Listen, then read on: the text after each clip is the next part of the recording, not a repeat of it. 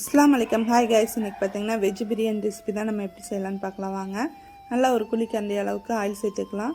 ஒரு table spoon நெய் சேர்த்துக்கலாம். நெய் சேர்த்துட்டு நல்லா ஸ்பைசஸ் எல்லாம் சேர்த்துக்கலாம். பிரியாணி ஸ்பைசஸ்ஸு சேர்த்துட்டு நல்லா பொரிஞ்சு கிடச்சோன்னா 4 பச்சை மிளகாய் ஆட் பண்ணிக்கலாம்.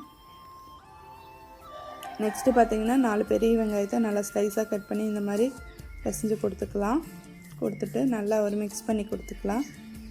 இப்போ 2 டேபிள் ஸ்பூன் இஞ்சி பூண்டு பேஸ்ட்டு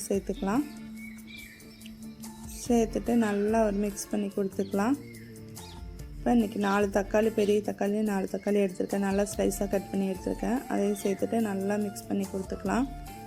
மிக்ஸ் பண்ணி கொடுத்துட்டு இப்போ இதுக்கு தேவையான அளவு உப்பு ஆட் பண்ணிக்கலாம். உப்பு சேர்த்து வதக்கிறப்ப உங்களுக்கு குயிக்காகவே வதங்கி கிடைக்கும். நல்லா 2 டேபிள் ஸ்பூன் பிரியாணி மசாலா சேர்த்துட்டு நல்லா கலந்து கொடுத்துக்கலாம்.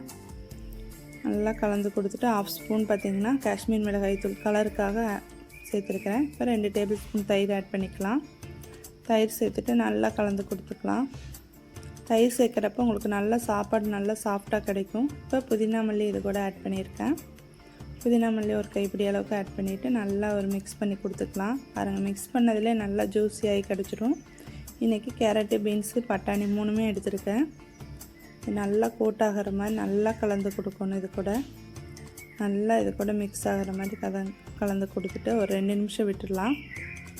இப்போ இந்த ஸ்டேஜில் பார்த்திங்கன்னா இதுக்கு தேவையான அளவு தண்ணி ஆட் பண்ணிவிட்டு நல்லா கலந்து கொடுத்துட்டு உப்பெல்லாம் செக் பண்ணிவிட்டு நீங்கள் நல்லா கொதிச்சு வரப்போ ரைஸ் ஆட் பண்ணி நல்லா மிக்ஸ் பண்ணிவிட்டு குக்கர் க்ளோஸ் பண்ணி விட்டுடலாம். நல்லா 2 விசில் போனதுக்கப்புறம் ஓப்பன் பண்ணி பார்த்திங்கன்னா நல்லா சூப்பரான வெஜ் பிரியாணி ரெடி. கண்டிப்பாக இந்த மாதிரி ஒரு டைம் ட்ரை பண்ணி பாருங்கள். எப்படி இருக்குன்னு கமெண்ட் பண்ணுங்கள். தேங்க்யூ.